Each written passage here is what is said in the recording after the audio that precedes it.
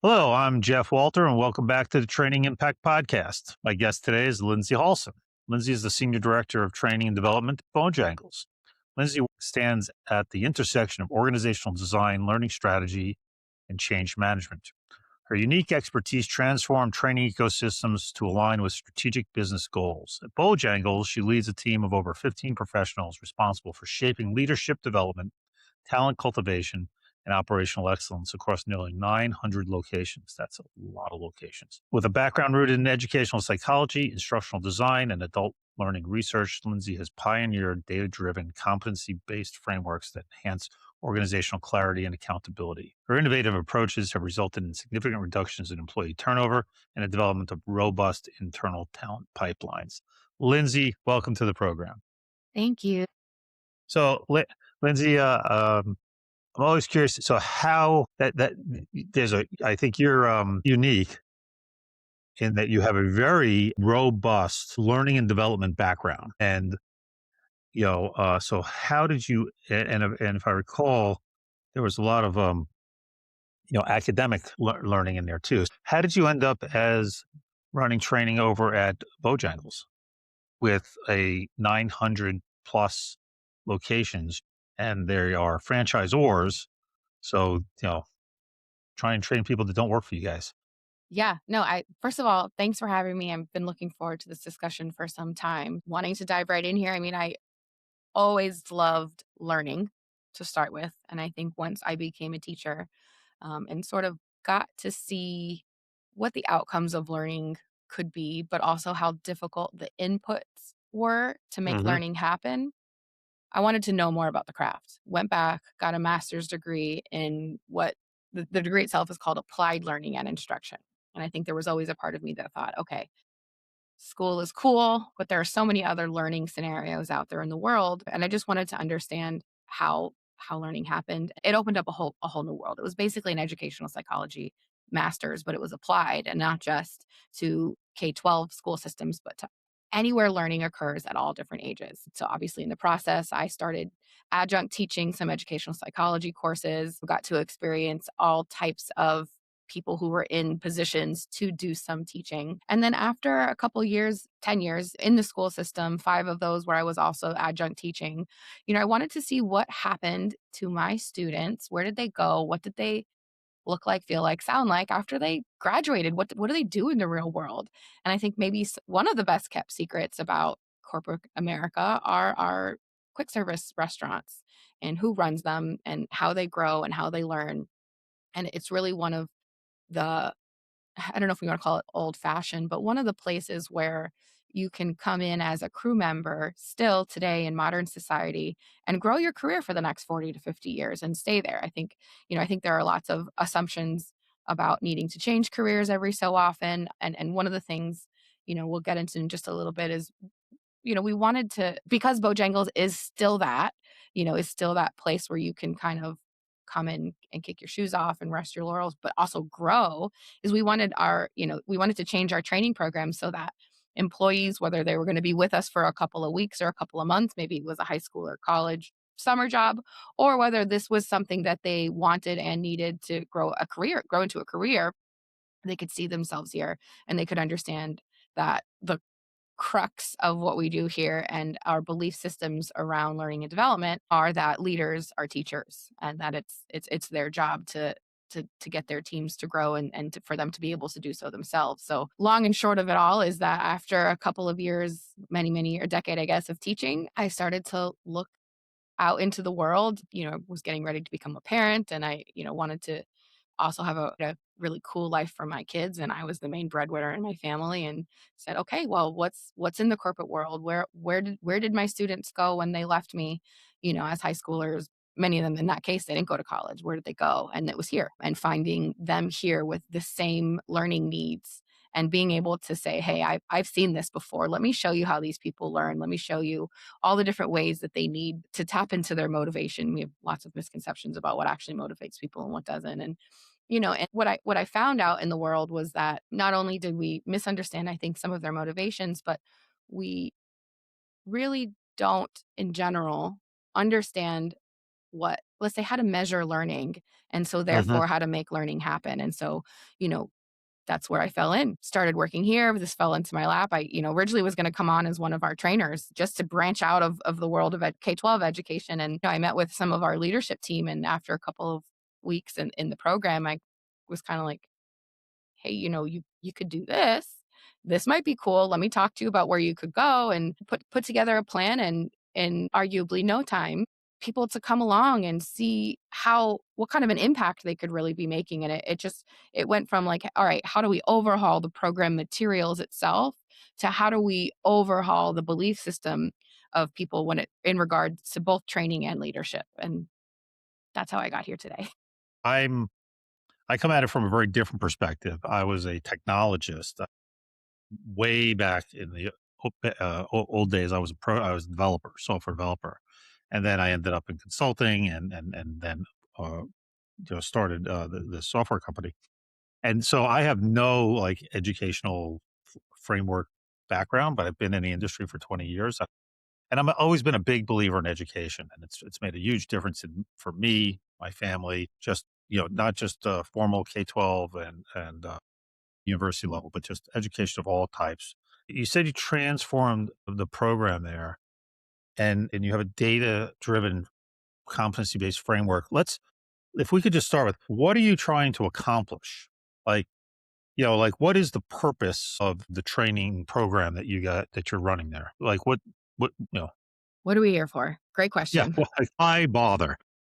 Absolutely. So the short answer, and not the short, the most obvious answer is it's our job to make sure the people in the field know how to do their jobs. But that's a loaded statement, because knowing how to do your job, wanting to continue to do your job, enjoying your job, seeing the company itself as a place where you belong and you want to grow, on and on and on, believing that you want to learn, being someone who knows how to teach others how to learn and measure their own impact. Those are all the other things that we're doing in this department. So that was what we wanted to do initially. Is when I came here, I think, let's say 90% of the training department was focusing on just making sure people knew how to do their jobs. Meaning, we know how to make chicken biscuits and tea. To some degree, did we know what really good hospitality was? To some degree, did we have an idea of what leadership at least should be? And I think when I came in, I think, it was a small organization that was looking to grow quickly and hadn't really written these things down and tested of whether they were working or not. And there was just no underlying pedagogy. There was no Right. like, hey, if I give them this, are they actually learning? Are we measuring impact? Are there any actual training strategies a part of this? Do our trainers know any training strategies, or do they just go out there and show people how to do it over and over again and kind of hope for the best? And I think there was, a mixed bag of all of those things. But what we wanted to initially do is just kind of lay all the training material out and say, okay, you have these 10 job roles. What I see here is at least enough training for these six. And most of the time, it stopped right at the leadership level, at the shift leader level. And those are our hourly managers. And so they would basically they were able to work all of the stations. There was some training on like, health things that related to health department, because obviously those were vital, things that were related to like truck ordering, and it kind of stopped there. But on the other hand, our expectation was that these employees who are arguably coming directly out of a crew member position, but looking to go into a higher level position, were running shifts.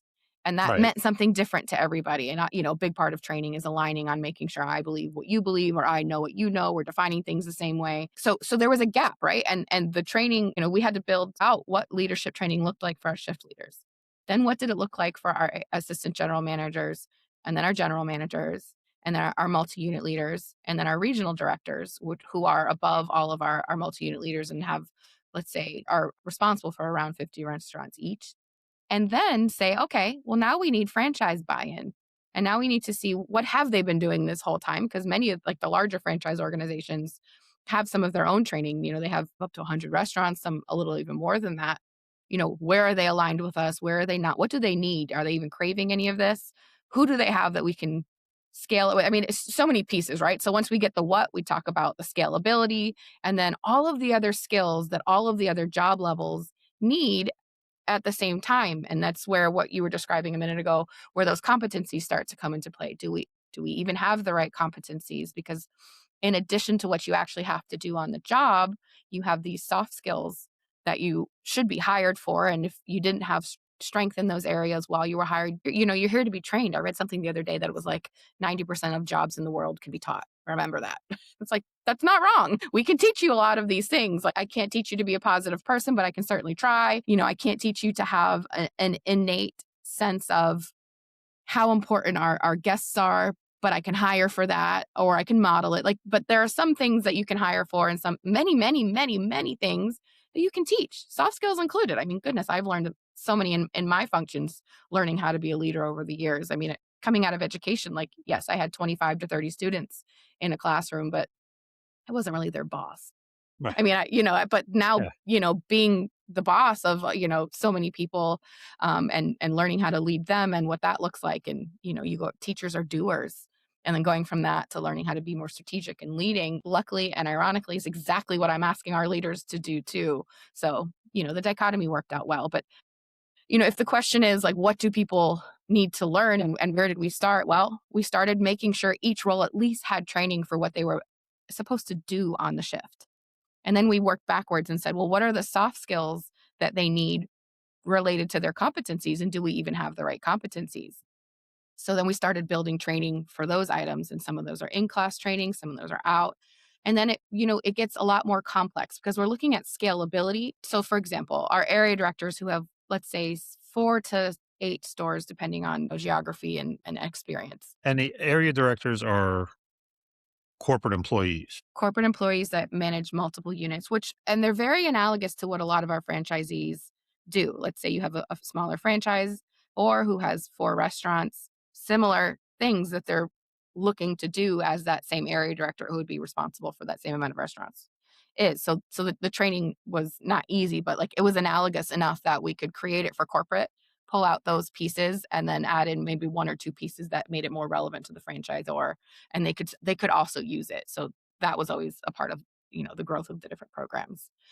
Um, s- Well, I was gonna say, so if I hear you correctly, you came in, you looked at all the training material, you got 10 different roles within the network, and you said, well, we got basic training for 6 of them or 60% of the roles, and it's mainly around you know uh, knowledge acquisition on how to do something, right? Like, Process. yeah, like process training, right? And then said, well, okay, well, we need to do it for all the roles, including leadership roles, and then we need to go beyond process training to what are the other skills, we call them soft skills, but they're skills, They are. and to kind of fill out, okay, this role needs this set of skills, whether they're hard or soft process skills or soft skills, and kind of came up with a pedagogy in that way. Both, yeah. So wanted to build training that, that encompassed it. We also had to build out processes, period. No one had ever even written the process down. What are you supposed to do when you're an area director? How do you spend the 4 weeks in your month? Is there an expectation around it? Are there certain things that have to happen on certain days? And obviously the answer was yes. Things Right. that were related to P&L, things that were related to like truck ordering and managing food and waste and all that kind of stuff. And so, some of it is that simple, was getting with the operators and saying, all right, let's get it on a piece of paper and then we can work backwards and figure out how to train it. And then the other half of it were, what are the skills that they need to do those things well, and filling in the gaps there. And I think the first couple of years, and arguably sometimes even now, but definitely let's say 3 to 4 years ago, we were just teaching them how to do things. And Right. it wasn't that they had no knowledge on it, but they were all doing it differently and with varying levels of effect. And no one was really measuring the impact that they were having. We were just grateful if they were using the tool or not. And so streamlining all of that obviously was step one. And if we could do all of it all at the same time, we would have. But it would have just been cognitive overload for them to try and learn the system and then all of their skills, other skills at the same time, anything related to leadership. One of the things that we're super focused on with our leaders this year is calendar planning, something that seems, I don't know, maybe seems logical and everybody kind of thinks they're doing it to some degree, but so but they're doing it all in different ways, and some people are spending a lot more time on it and maybe not getting anything out of it. But I think the secret in the sauce was teaching people how to measure their impact and helping them understand and identify, not just understand, but identify for themselves all the places where they should really be teaching and not doing. And that gets into like delegating and stuff like that. But it's been so much easier to describe it as like, well, you're in the shift leader role, you're sort of a doer. And then a lot of them rose through these different management roles without getting any skills around how do I lead instead of do.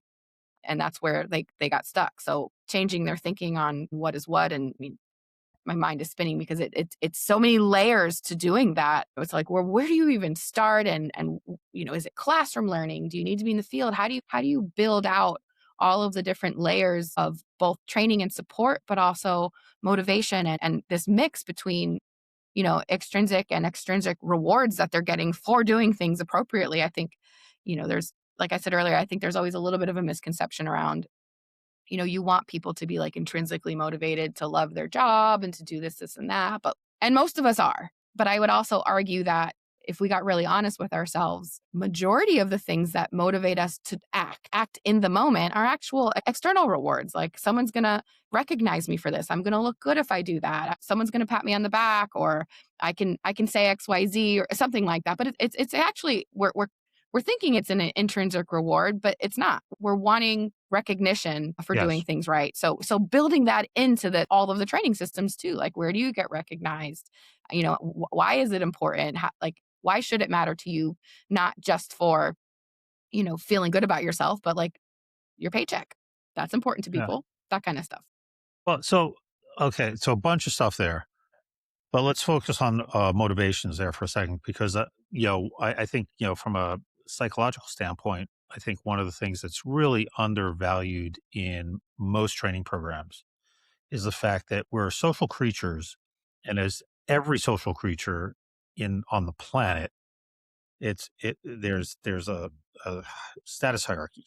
You get a couple of wolves together, and there's a hierarchy. You get the pecking order is actually the for chickens, it's or hens, it's the actual order in which you can eat, and you peck each other, right? And if you're at the bottom of the pecking order, you're getting pecked. But and as humans, same thing. And that status, Extrinsic rewards or extrinsic motivations. Yeah. rewards, it's kind of showing to me showing status. I think it's really undervalued in the programs.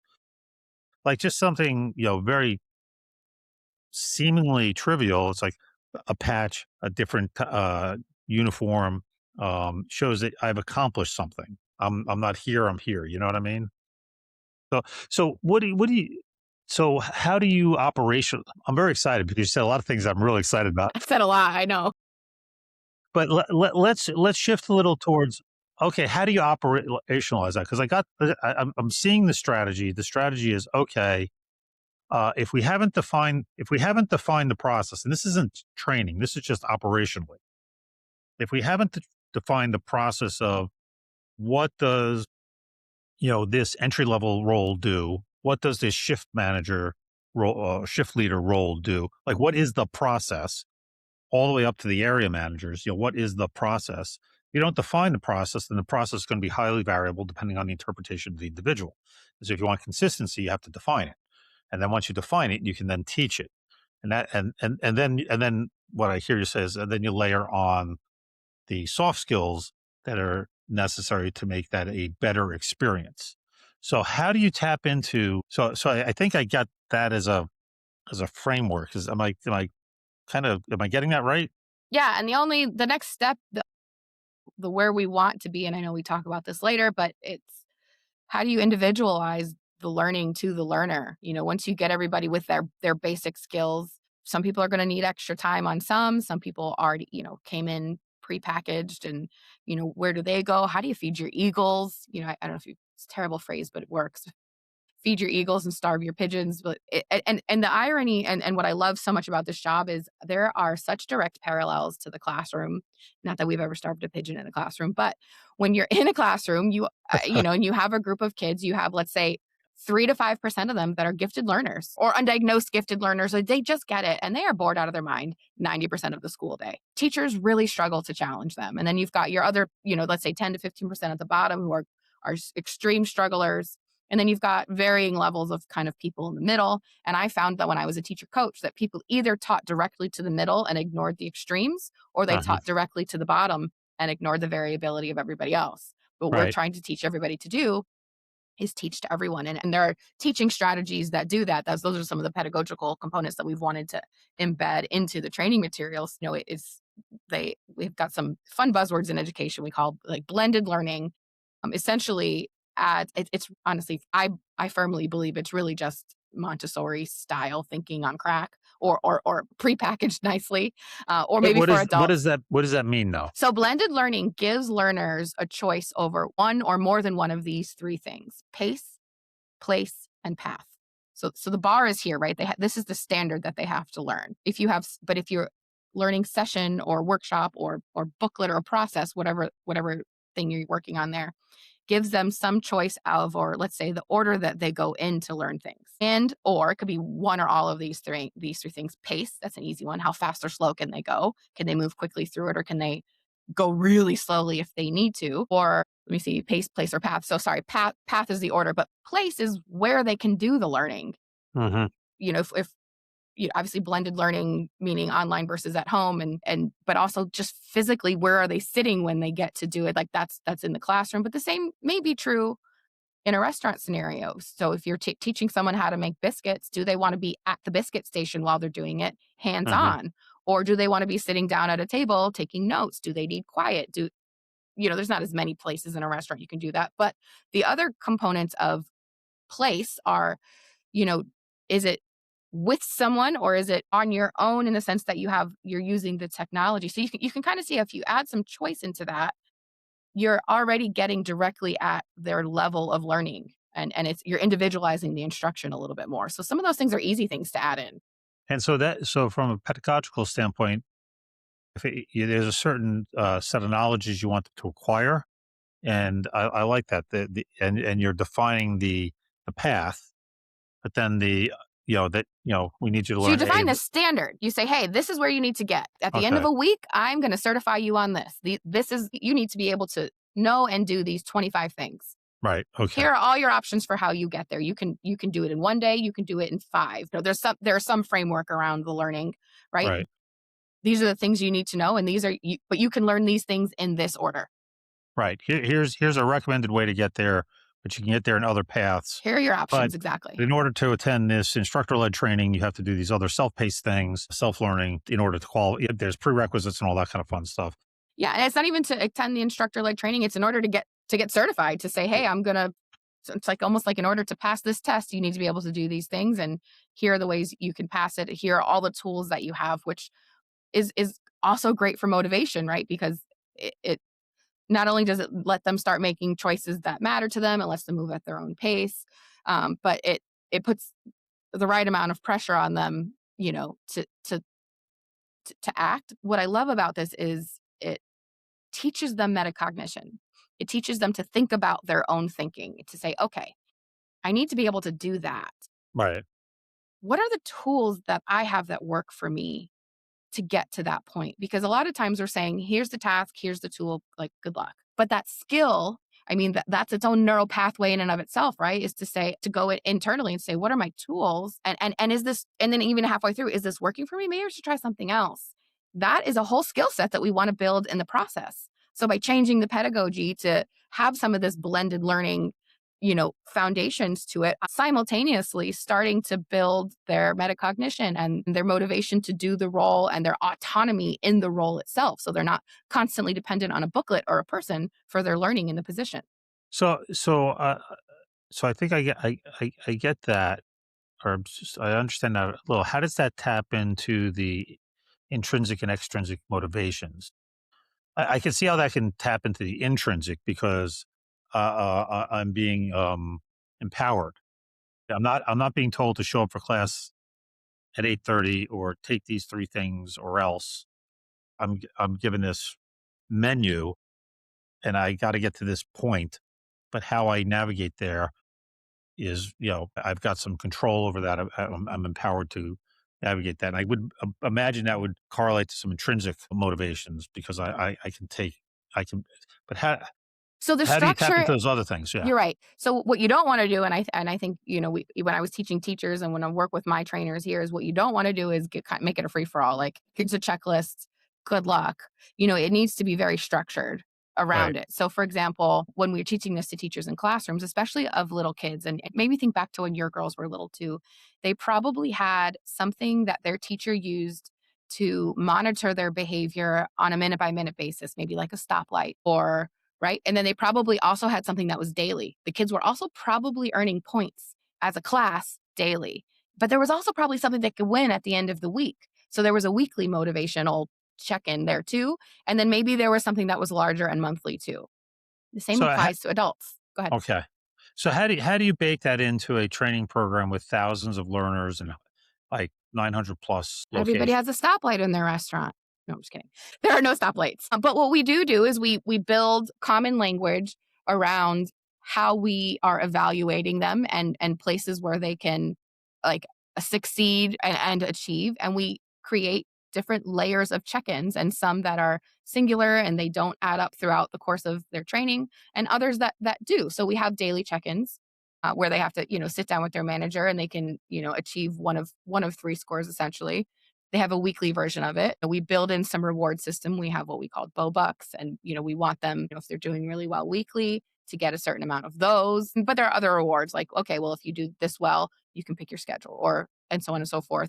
And then we also have monthly versions of that. But then at each check-in, we have different layers of leadership that are involved. So for any managers, daily they have to any managers in training, they have to meet with their certified training manager, but they meet with their regional training manager at least once or twice a week as well, and Uh-huh. kind of get that kind of reward and impact input and feedback as they're going. But they also get, all of that daily check-ins add up to what their weekly one. So they're constantly working for something at the same time, not just to learn the position, but to make sure they're a good cultural fit. And are they, are those leadership or soft skills or skills in general being threaded through it. And if they're not, they're getting behavioral feedback that helps. And if they are, sometimes the reward is just, hey, you did a great job. Here's your score. Or sometimes the reward is, hey, you did so good. We want to award you some Bo Bucks, or you can work for this, this, and this. And yes, there are pins and badges in the process, but the goal is to structure and appropriately stagger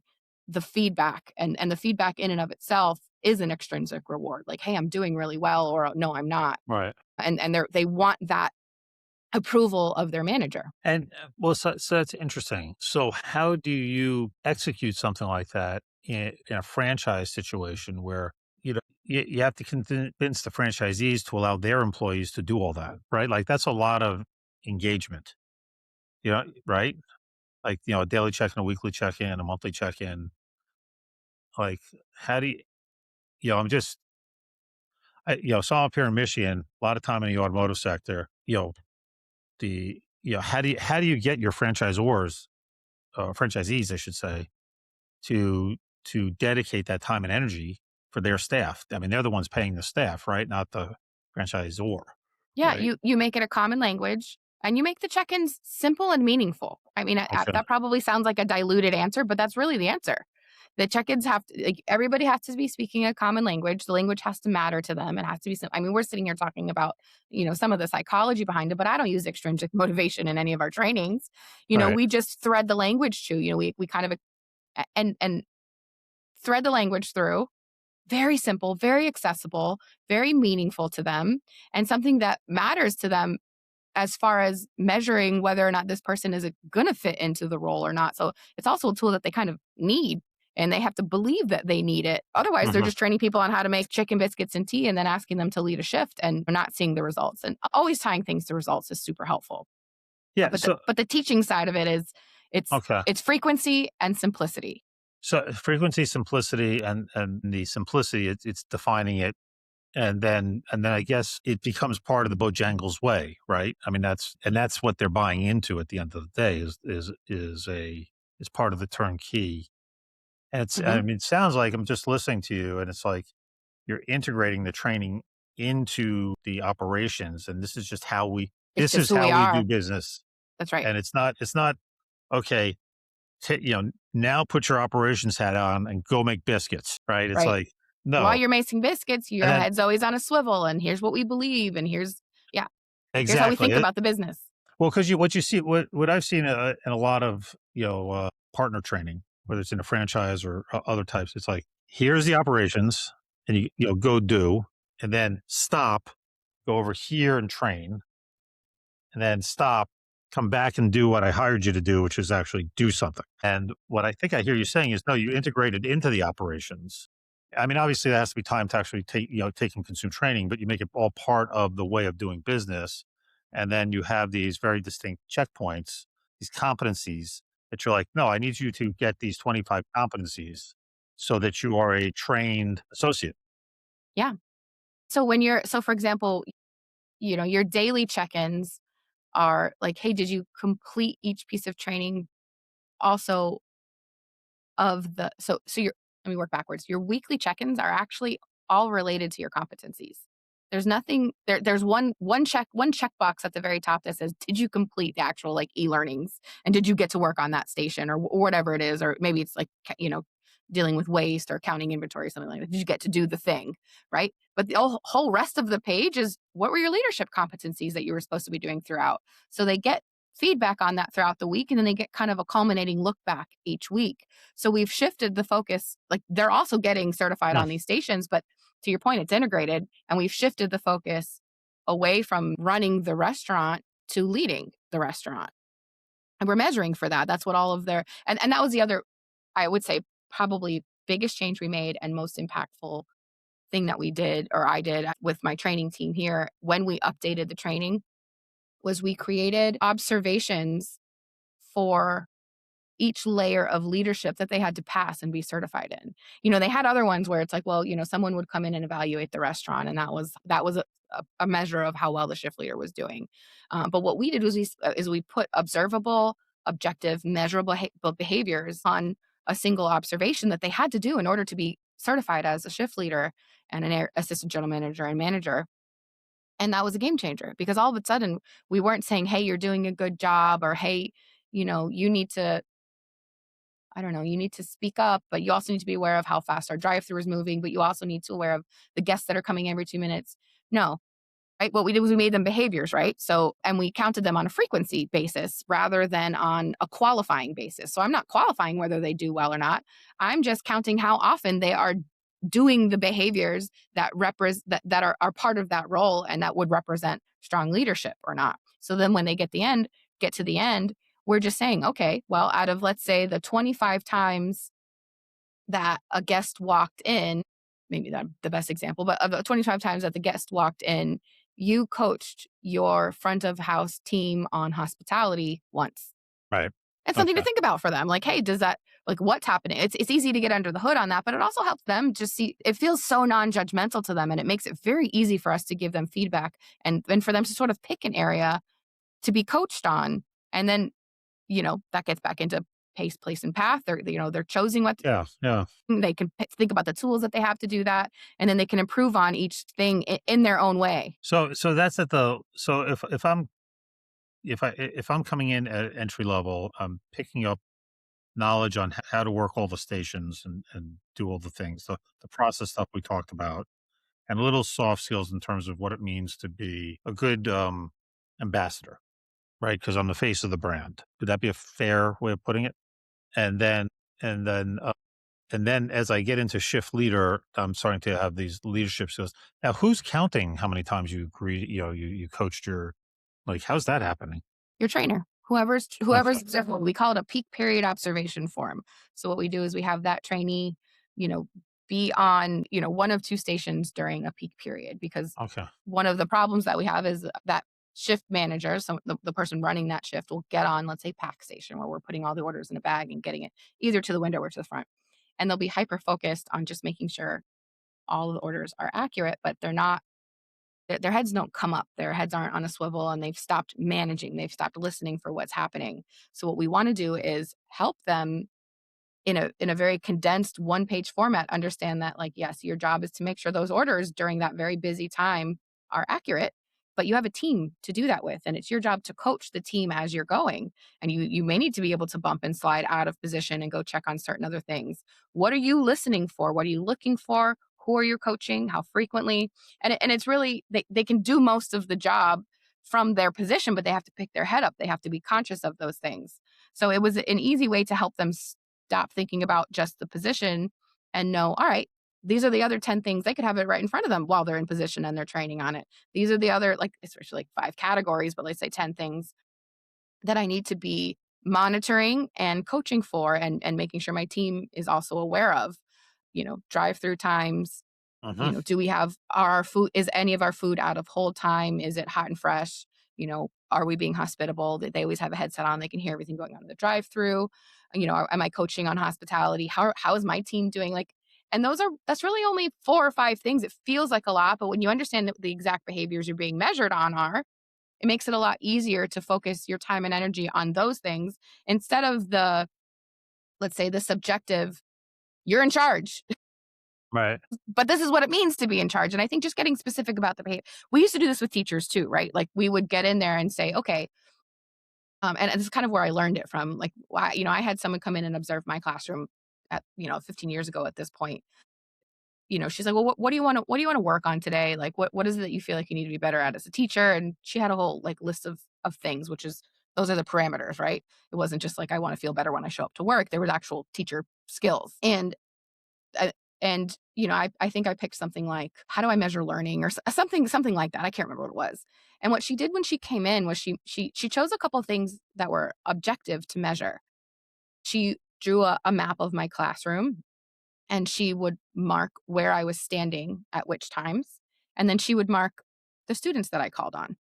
And then so when she showed that back to me, it was super easy for me to see, well, my back is to this quarter of the classroom for 90% of the lesson. Right. Kids are the only ones whose knowledge I have any idea of whether they understand what I'm talking about or not. I didn't hear from the other, let's say, 30 kids in the classroom. That's the foundation of what these observations are for. How do I give you an objective way to look at your leadership of this shift of that particular peak period? Very interesting. It's super interesting. One of the other things she measured during, I don't know if it was that lesson or another one, was how long I talked for versus how long my students talked for.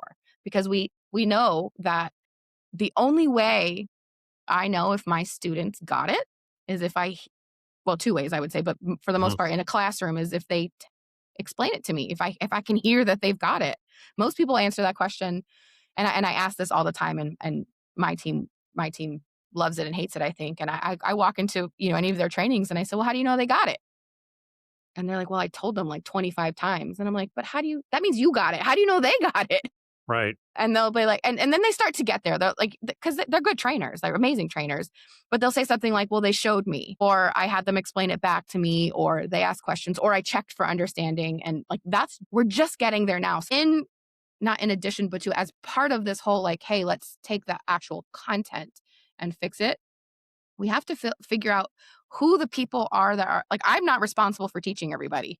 Right. Sometimes I feel that way, but like, it's really not the case. It's our regional training managers are responsible for it, but I only have 6 of them. There's 1 per region, so 6 for almost 300 restaurants, and this is just on the corporate side. Yeah, obviously that doesn't cut it. They can't get to all those people, but it's our area directors and it's our regional directors, and on the franchise side, it's the same thing. It's their, whoever's in charge of, it's their lead operator, director of operations. It's a little different for each franchisee, but you know those people become the Mm. cohort that we're also focused on to give them teaching skills, because most of them are like, yeah, we already do that. I told them that.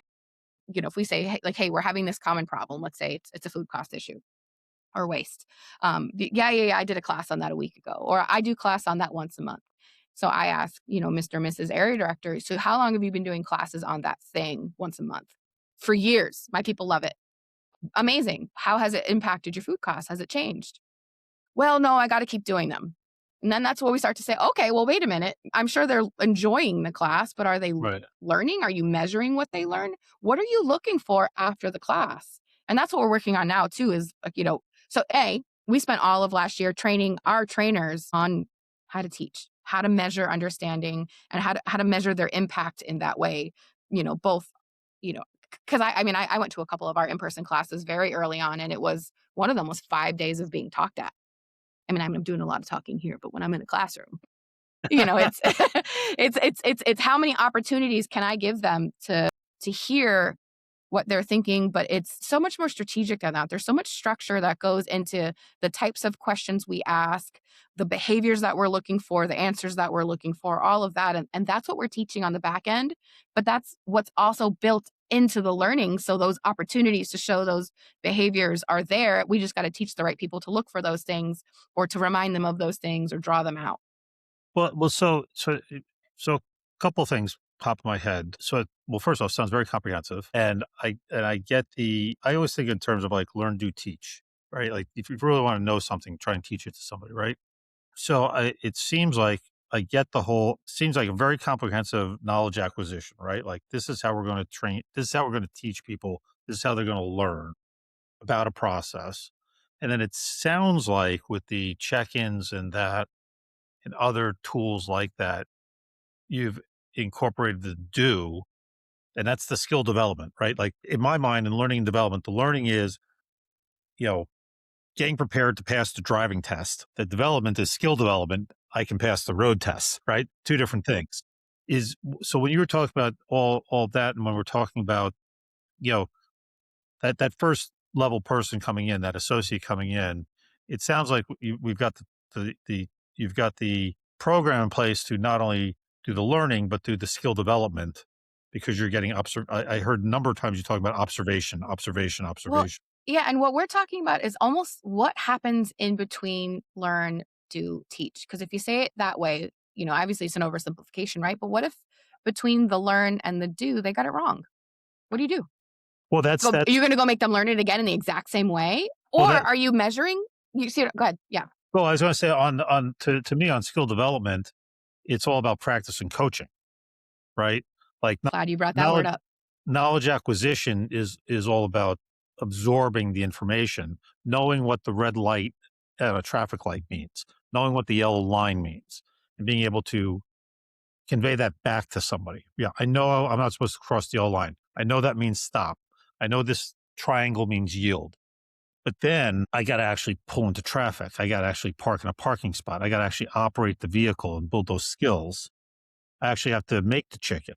Actually have to run the shift, and I got to practice and I got to get coaching because that's the only way to develop skills is to do it and have somebody say, "Hey, you might want to try this. Hey, you did this well, but yeah, what it's like what you said before. It's like, hey, I was just observing, and 25 people came in, and you only coached once to have people greet them, right? Like, Right. We gave them a tool to give them feedback, and the benefit of a single tool to do that is that everybody's looking for the same things instead of the feedback we were getting prior to having that tool was, yeah, they were getting feedback in between saying, yeah, you did a great job, but we were leading shifts differently in every single restaurant.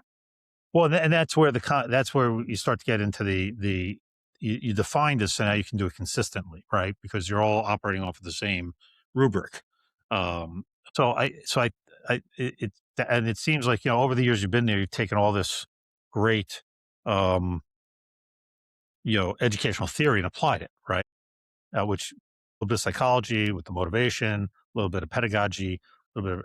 So now, when you get to do I have that right in terms of learning and then actually skill development in terms of getting the feedback and the coaching on the skill development and using the tools like you said to kind of sit there and go, yes, Jeff, you not only know that you're supposed to put the chicken in the fryer and put them in there for 5 minutes and blah blah blah blah, but I've actually seen you do it 7 times and you make really good hot chicken, right? Like I think that's like 75% of it. The other 25% of it is how do I know that you're going to do it when I'm not here?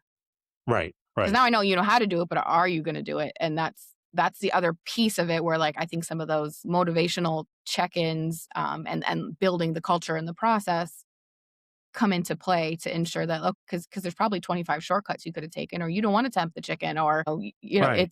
you don't want to follow the process. You could be certified that you know the process perfectly. I've seen you do it 7 times, and that's where like the then what question comes in, and are we building some of those skills in the process, and do the managers know what to look for or how frequently to look for it while they're on the shift to ensure that the team members are following the process that they learned really well.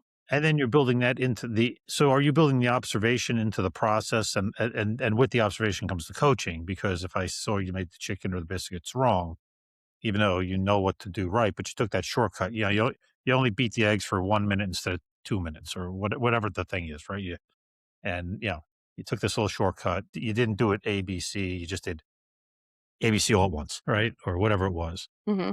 So so it seems like that to me, that's the learning and the skill development. When you were talking about the folks going out and teaching, are those your 15 people, or are you leveraging the franchisees to Yes to do the both. training? Yes to both. So I have 6 regional training managers, Right. and I don't know, back your way out of that. I don't know, 8 or 9 field training managers. The regional training managers work on the corporate side of the business. The field training managers work on the franchise side of the business. But above them also, Okay. I have a field training director that works on my team, and then I have a director of curriculum and design who actually I met in grad school, and we've been friends, and we went through the exact same program together. So she's been able to sort of take what I started. She's been here for about a year, and start to spool it up into this ongoing curriculum at different Right. levels.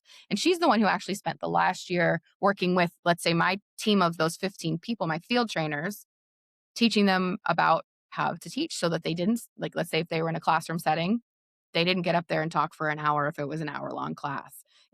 Not and I had to also plan their lessons. Like, most of the time we do hand them stuff that's like, "Here, done, do this." But if they don't really understand what they're doing, like, what is the thinking behind, like, why do I do a think, pair, share as part of this activity? What's the point?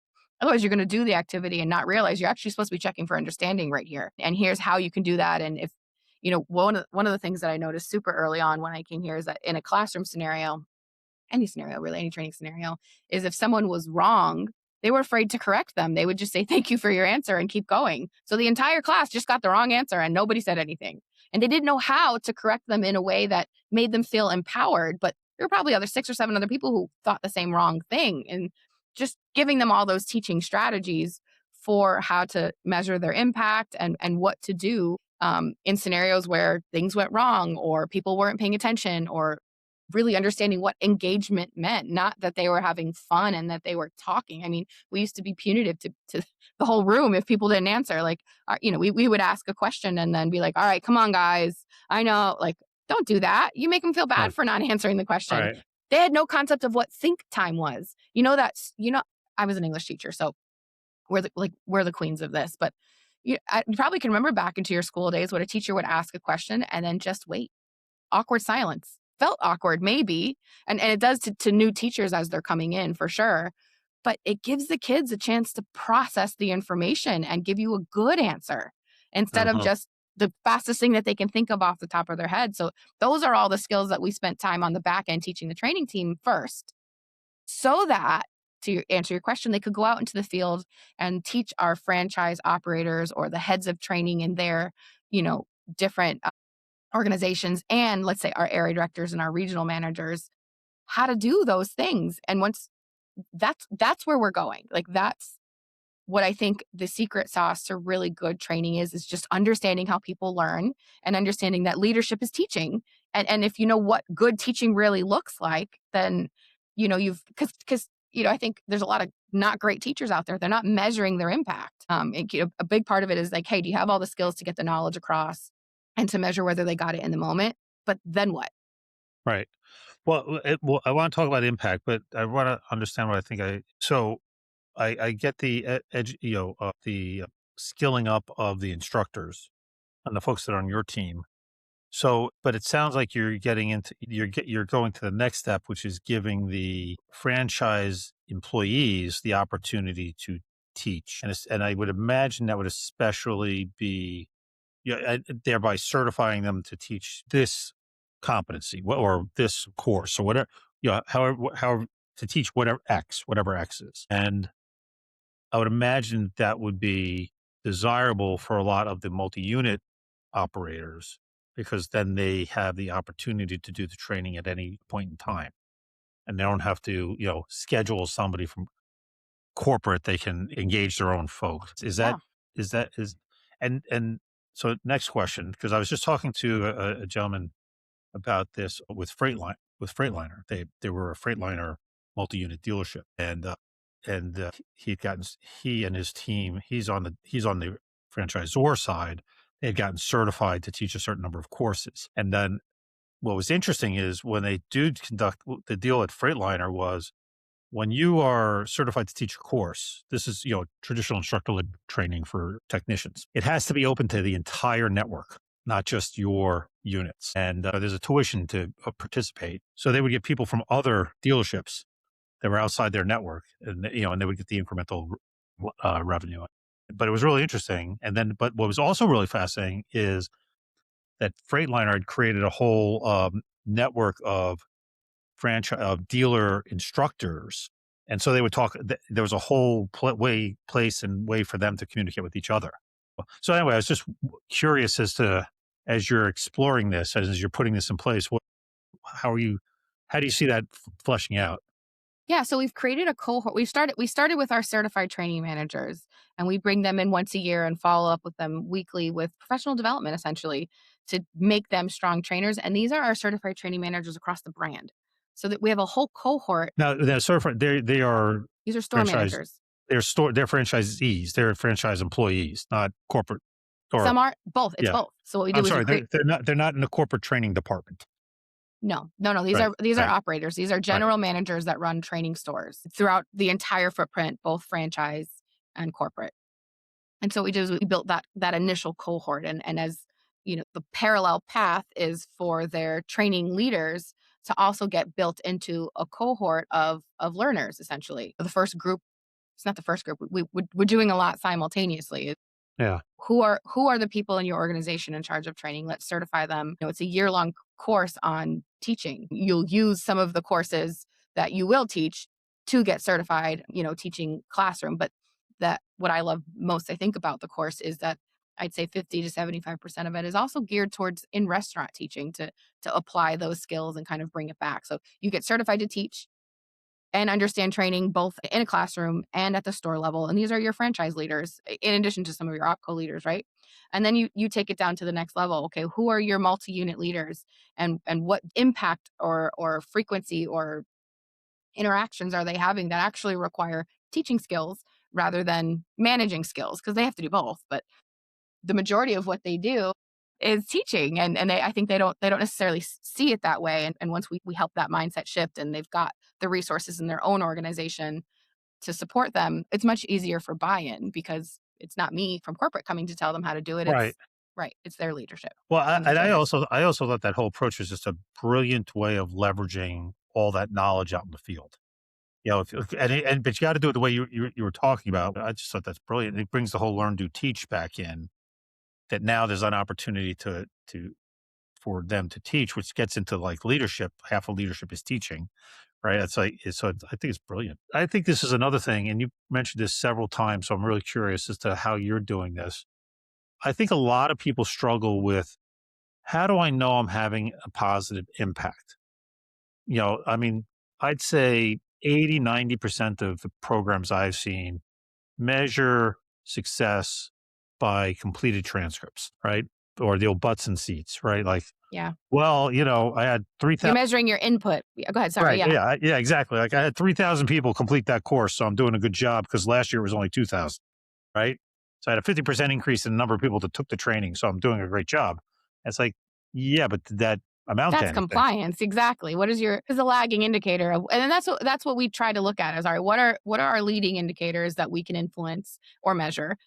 Both. Some of them are compliance related. Most of them are actually within the compliance piece. So did they come to the class? Obviously, you got to get there to learn, right? But we're able to measure their skills within the class before they leave. So if I have Betty Sue, I can say she was at about an 85% on, I don't know, this is arbitrary, but listening skills and so on. So when I go back into the field, then I can look at some of my lagging indicators, which are, and some of them I think also cross over, but like I can say Betty Sue attended on this date. Here's how she scored. And here's what I should then expect to see in her restaurant. These are the behaviors that I'm looking for in store. And Hmm. those things have to be universally available. So coming out of a class, we get that in, they have pages marked in their books, and we do it in a couple different ways, but we also share data with their superiors to say, hey, these are the behaviors we saw in class. This is where, or their confidence level or how they achieve, depending on what it is. Here's what you want to look for as a follow-up in your restaurants. And then we have numbers too, right? Did your retention improve? Did their job satisfaction improve? Did you see, because, if those things improve, typically you'll start to see the P&L being managed a whole lot better. Their drive-through times will all of that will improve, right? But I think the first and often the most, let's say, telling, like, lagging indicator is retention. Hmm. Do they themselves stay for longer? Do they make it to the 90-day mark? Do they make it to the 2-year mark? We have these different measurements. And what we found is that more often than not, when these managers have come through these new courses and scored at, like, let's say, X amount on certain competencies, they stay because they are learning the things that are relevant to their job role. They're able to apply them directly, and we're able to support them on things that aren't subjective anymore. It's like, hey, I left this class and I need to do this, this, this, and this. And Right. these are the behaviors that my manager is now looking for. And I have to teach my team how to do these, and yada, yada. And our retention numbers have, in the last 2 years, have been significantly lower than they've been ever in the company's entire existence. And, we're trying Yeah. to track towards, best in class. And I would argue that we're sprinting towards that line. A quick question: when you say retention, are you measuring retention within a group or retention within the network? So within a franchise group, or retention within the entire franchise network?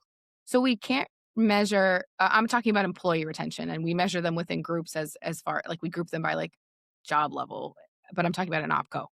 So team member, salaried manager, hourly manager, and we look at those, in different categories and improvements in their retention. We look at that, but we also look at, like, manager, for example, time in store, like in a single store versus, moving to different stores, and how that impacts.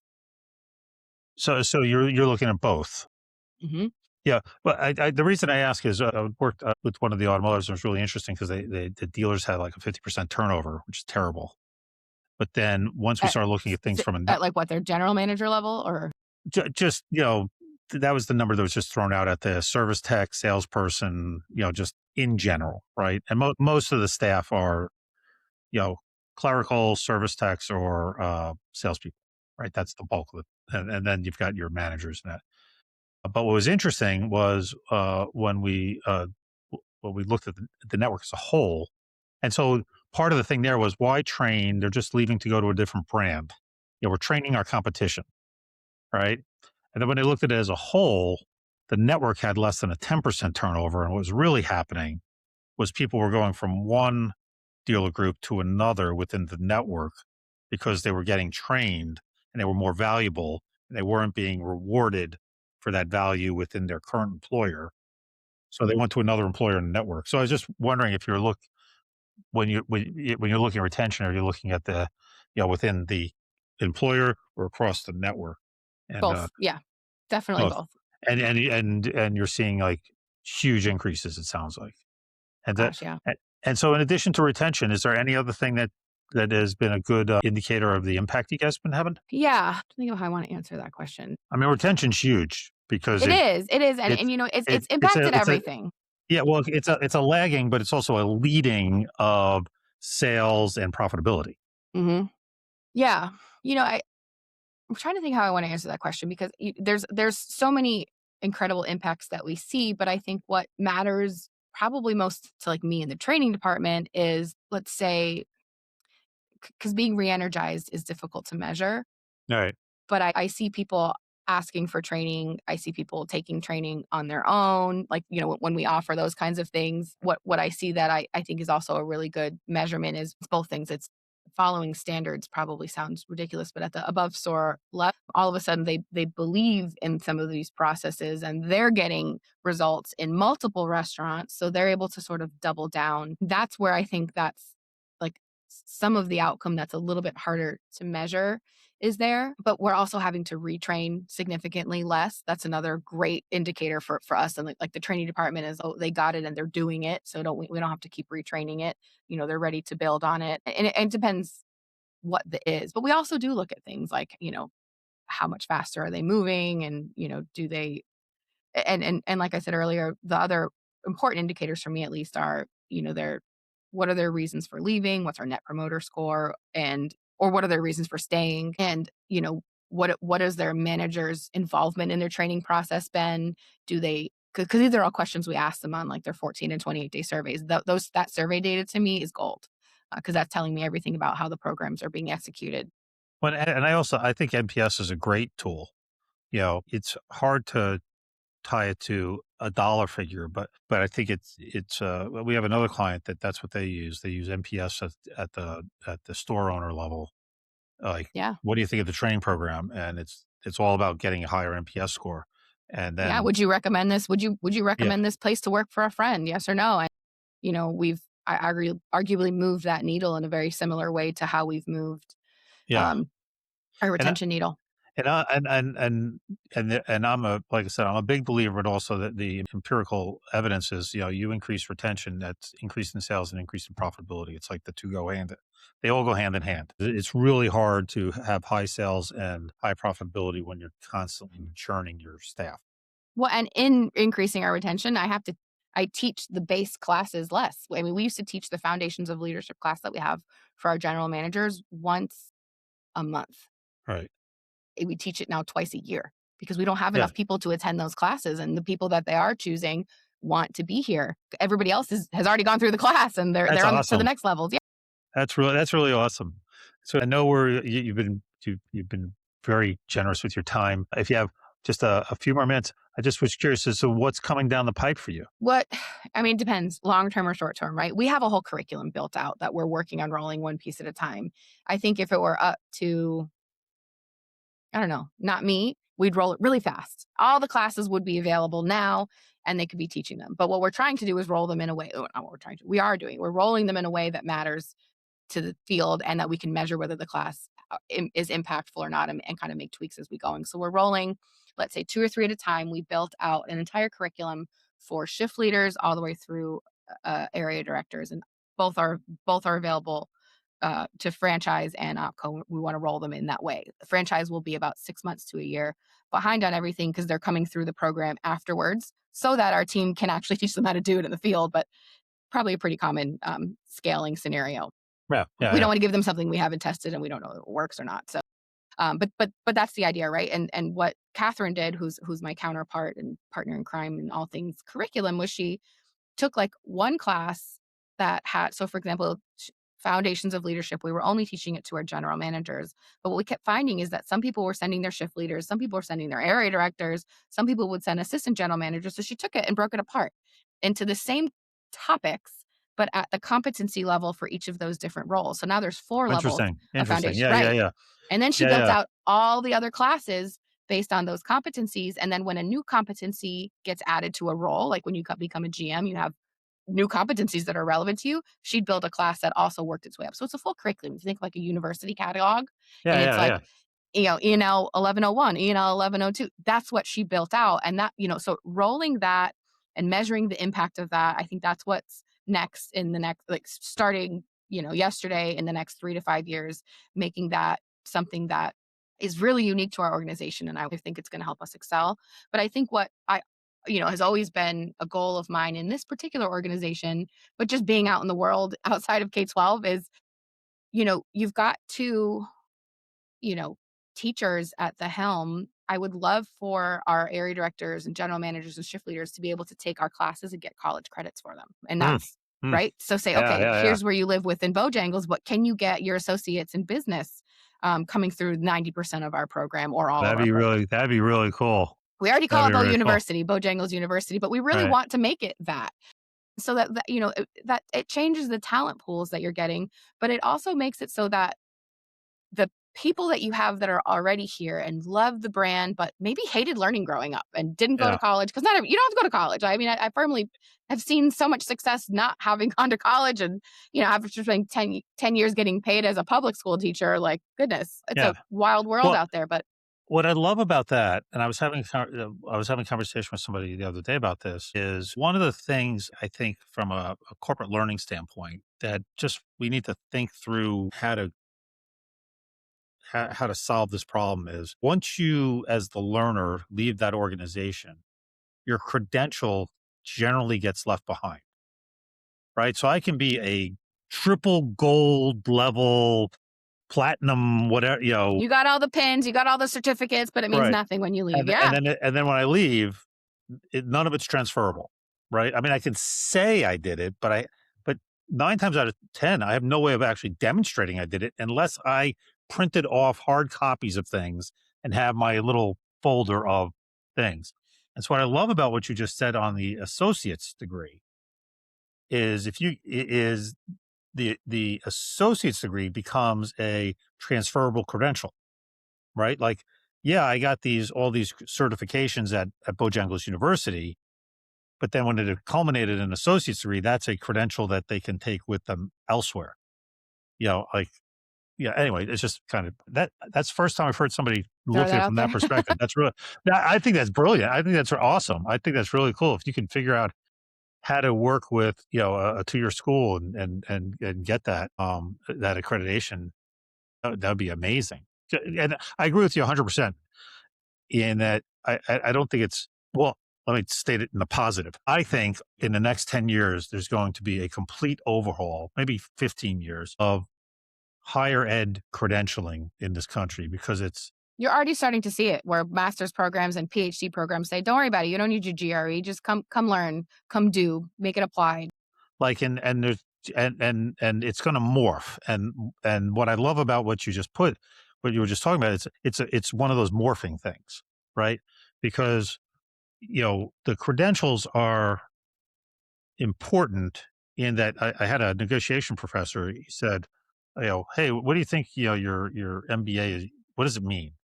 And, we were like, oh, we're going to run the world someday, blah, blah, blah. A bunch of kids, we were young. He goes, no, no, it means you have a minimal competency in a certain field, That's standard across all other MBAs. That's right? exactly what it is. Like he goes, you have some minimal competency. And, we were looking at it as a ceiling and he's going, no, it's a floor. It's a stair step. Yeah.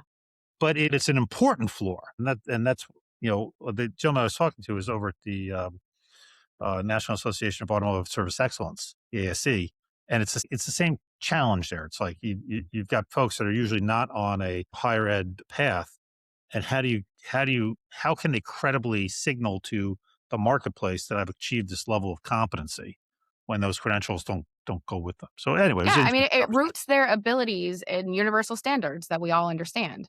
Right, right, And he exactly. says we've measured them this way. So no, I mean, I love that, That's brilliant. That's and so cool.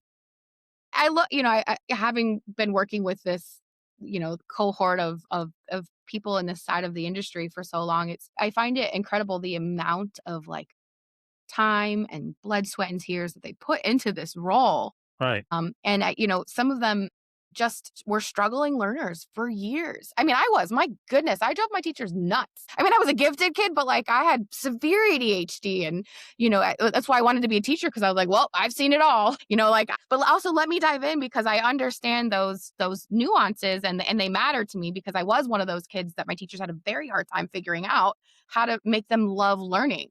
And I think at the end of the day, when I get these group of people that come to my classrooms, like they leave deeply inspired and they go home and they implement stuff right away. Even if it's one small thing, it gets at the root of who they are and what their belief systems are. And the most meaningful belief system for me, I think, in this role, and I talk about it a lot, is want them to like to learn because that makes them ready for what's coming Yeah. because nothing stays the same. This world has changed so much already since just COVID and the necessity to get online. And now we have AI coming down the pike. Not coming down. AI has been arrived, whether you've started using it or not, but it's It's here. here.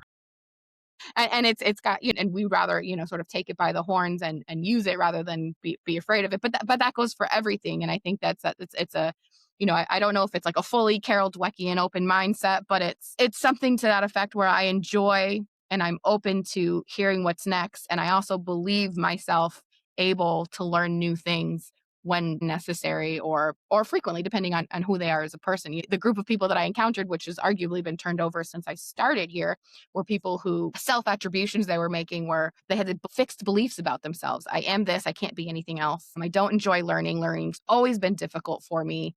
These classes are so boring. I don't want to have to attend. I have to leave my store and my family to go do this. They didn't find any value in Right. any of it. So just really making the training, you know, all of the things, which are so many and it's layered, that make them, at the end of the day, love learning, but then at the end of the day also want to see themselves as a type of educator and understand what that means at all the different levels. Am I teaching it in a way that all different learners will understand me? Do I know how to measure whether or not they got it? What do I do? But this is where for me that sort of like learn, do, teach argument falls apart. It's so simple. What do you do if they don't get it? Because they don't get it so many times. And do you know if they got it or not? Like that to me is like, I ask that question upside down and backwards all day long. And like, I changed how my whole department thinks about it. We've Well, actually, are you teaching or are you learning? Right? yeah. And are you able to measure or not they learned the right thing so that Exactly. you know that when you leave, they're going to do the right thing or believe the right thing or whatever those things are. It's funny. We've my industry and many industries, I'm sure, you used the word earlier, coaching. They use Yeah. it all the time, right? And I spent about a year back from maternity leave, which was last year. My kids are 15 months old. And so I Congratulations. thank you. I spent the year observing, giving, while they're going through this very overt course on what good teaching looks like in the restaurant, in a classroom, whatever. I'm observing them and observing them say, okay, I'm doing this skill right now. I want to, what does coaching mean to you? I talk about it, and across the footprint, without exception, what they when they thought they were coaching, they were modeling. They were jumping in. They were modeling. They were doing it for them and maybe asking them questions about it afterwards. So my team, who's supposed to be like the pinnacle of all training in the organization, isn't actually teaching, and they think they are, and that's my job to get under the hood on that. And I think that maybe something else that sets us a little bit apart is how far do we actually get under the hood of whether actual teaching is happening and whether they know if they're doing it or not. They all thought I was hilarious and they asked for lots of baby videos after this, but I was like, you are no longer allowed to use the word coaching, and they can't. But I was like, but I want to change it for creating new neural pathways. And they're like, Lindsey, you've lost your ever loving mind. Like, I'm not going to tell people to create new neural pathways. I'm like, no, you don't tell other people, but you have to think of it this way. And I was like, and here's what I mean. And this is what you can tell other people. Babies are these beautiful blank slates, right? Their brains come into this world and there ain't nothing there. And so all of these new pathways Yes. start to be created. They get attached to other pathways, yada, yada, yada, as they learn new things. So I gave them an example of my daughter's learning to use a spoon for the first time. And I was like, so, baby reaches their hand forward to pick up the spoon, a neural pathway is created. Just the process of their hand wrapping around the spoon. And there's so many things that go involved, and there's probably 25 pathways, right, that get created. But then the process of, dipping their spoon into their food, getting their spoon into their mouth, all the places they miss and get it elsewhere, Mhm. which is where they were like, we need picture evidence. I wasn't even using my children as an example, but they know. And I was like, so I gave them this whole, elaborate story similar to what I just told you. And I was like, well, what if I had just fed my baby with the spoon? No neural pathways. We didn't create Exactly. any, right? And that visual, you could see them all just go like this. Shit. Yeah. Yeah. Like Yeah. I'm Yeah. feeding all the babies. Like, and I could show my baby 100 times. Mommy does it like this. Here's how I put the spoon into my mouth. And when this, no, you have to let them try it. You have to let them mess up within parameters. You're there to Yes. teach them and coach them, but don't tell them what to do next. See what they do. See what they know. Let them learn to recognize and think. You're teaching people how to think. And I Well, mean, arguably, that was the most impactful skill. All of that I got out of my master's degree program changed my that life. It's not that well enough recognized, but yeah, go ahead. no. Well, I was going to say I love that visual because people get it like that, and because I agree 100% with you because the thing is what it goes to our nature as human beings. I mean, we as a species, what makes us different than every other species out there is we are adaptable. And adaptability is like our calling card as a being, as a species. And that means you're learning. Adaptability is I have to change the way I'm doing, which means I have to learn a different way of doing it. And the neuropsychology goes right into what you're saying. It's like you start building those pathways and you strengthen them. Right, and then the more repetitions you have, the stronger Uh, the pathways get. yeah, Absolutely. and all that. And there was a great book my daughter recommended. It was Atomic Habits that just kind of laid all I've read that. that 25 times. I Yeah, love that it book. was brilliant. It was brilliant. It was very accessible to folks. But I love the visual of okay, now imagine I just fed my Feeder. baby or just showed her, And it's I like, didn't give her the oof, opportunity to learn. I mean, yeah, I can't tell. And so, because what I found myself doing while I that's was so cool. observing them, I found myself saying, wait a minute, like I kind of like grabbed their shirt tails just a little bit, and be like, hey, where are you going? Well, we're about to run out of this, and this. And I'm like, but do you know if the manager has recognized that yet or not? No. But if it happens, like shit's gonna hit the fan and the whole world's gonna end. And I'm like, oh, well, the world won't end. Let's take a beat, breathe. Manager picks their heads up. They didn't hear any of our conversation. Calls for the right amount of food, checks with his team. Somebody bumps and slides. He does a lap, comes back. And my trainer looks at me and they're like, okay, like, oh, got it. And I was like, you don't take, there are probably many scenarios, and there are so many scenarios where modeling is important. It's a whole teaching skill in and of itself. And Right, where, right, right. teaching and arguably coaching is that. But when you think about like even a literal coach on a field, you can't stop the bad plays from happening. You can only Yes. talk to them about it afterwards. But all the Well, experience that went into the bad play is learning. yeah, it. It's funny you just use that example, because I use that same exact example. I go, because most people think of a sports team, right? I'm going like, remember, the coach of a team does not step on the field and play, right? They But don't. even then too, like they think of themselves as like barking orders from the sideline. I'm like, Yeah, wait a minute, that's stepping into. I remember yeah, in my training, and yeah. 4 or 5 of the people on my training team trained me 5 years ago. And one of them, I remember like kicking her off the line 3 or 4 times when I was packing or biscuit making. And I might be like, let me try it. I can do this. Like, Right. I just need to go a little bit slower at first. And it changed. Love that she's still on my team too, because it changed everything she thought about. Okay, wait a minute. How many Yeah. times am I doing this? Am I over explaining this? But they had learned, theirs wasn't the learn to do teach Linda. method. It was something, I can't remember. It was something also very basic, but basically what learning used to look like was they would read our manual, they would watch the videos, then they would watch the trainer make the product or do the thing, and And then then, they would get oh, to do that. I'm like, oh my God, good Lord.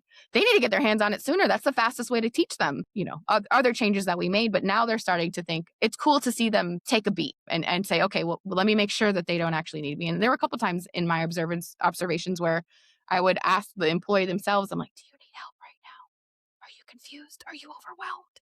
And they would be like, not at all. I'm busy, but I got this. And I'm like, so I would tell the trainers, I'm like, ask them, see if they're okay. They'll tell you what they need at certain points. I mean, there's so many levels to a training, but I wanted, coaching was just one of those words that there was it still is an extraordinary amount of subjectivity around, that I wanted to kill the word from my team and say, hey, what you really need to be working on is creating new neural pathways. How can you facilitate a new neural yeah, pathway for someone yeah. in our organization? And I love that, your example, your baby. That like you said, that's like, because people get right away. It's like, It's oh so yeah, simple. Yeah. the kid will never learn to eat by themselves if you're constant. Yes, that's.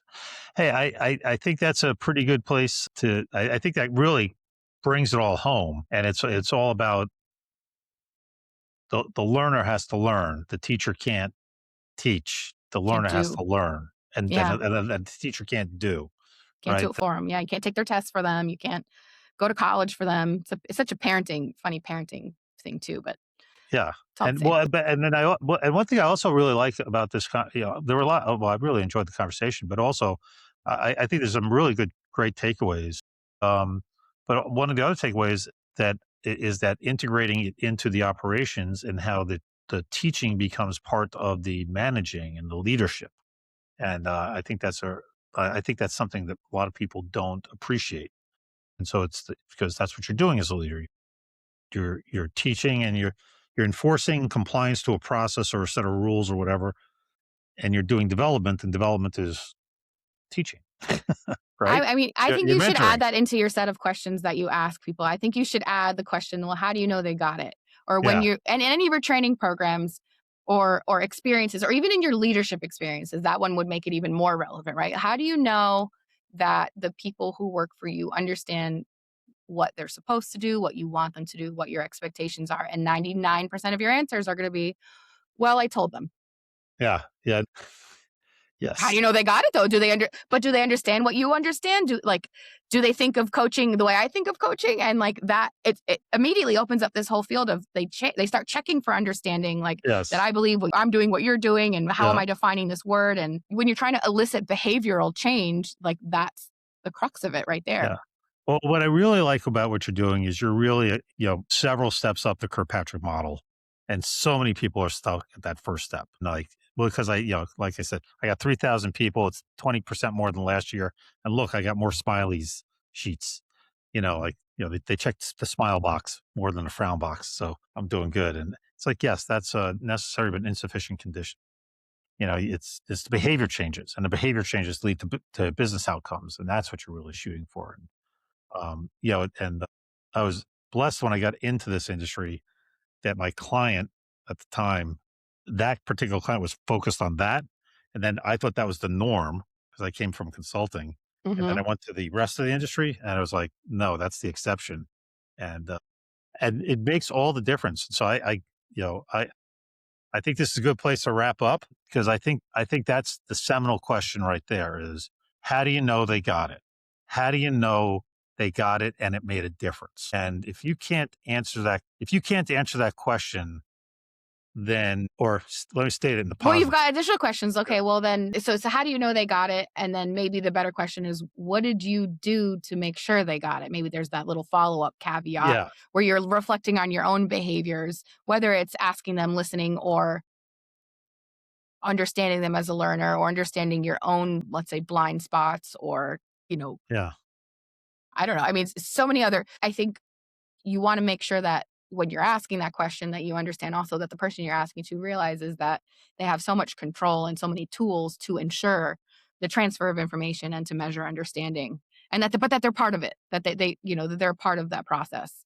Well, and I think it ties to the cultural thing that you said, which is if you know that they know and you can demonstrate the impact it's had, and it also it automatically becomes part of the culture because everybody in the organization sees the benefit, and that makes all the difference in the world.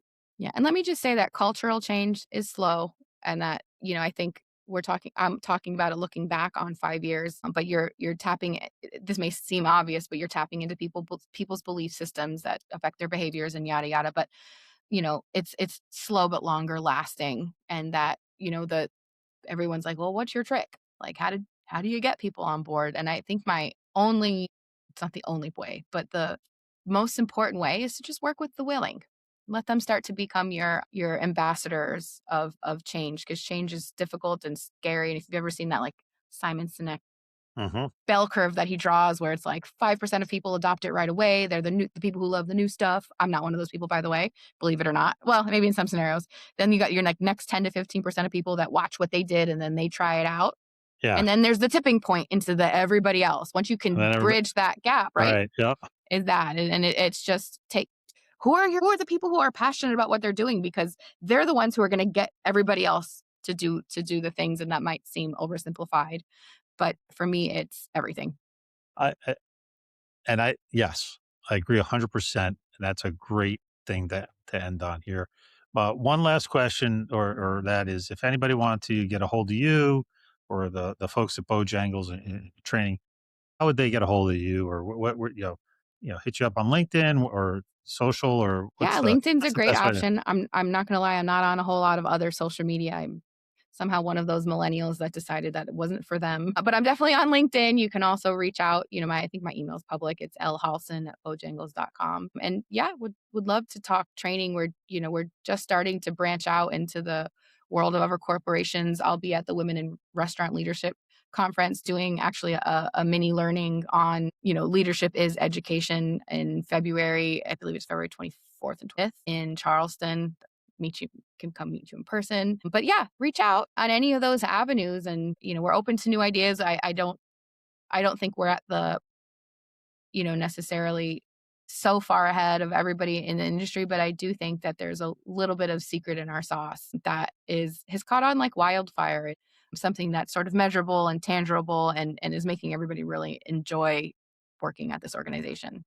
Well, Lindsay, thank you very much. My guest today has been Lindsey Halston, the Senior Director of Training and Development at Bojangles. Lindsay, thank you. Thank you so much for having me. Have a wonderful rest of your day. You too. Thank Take you. care.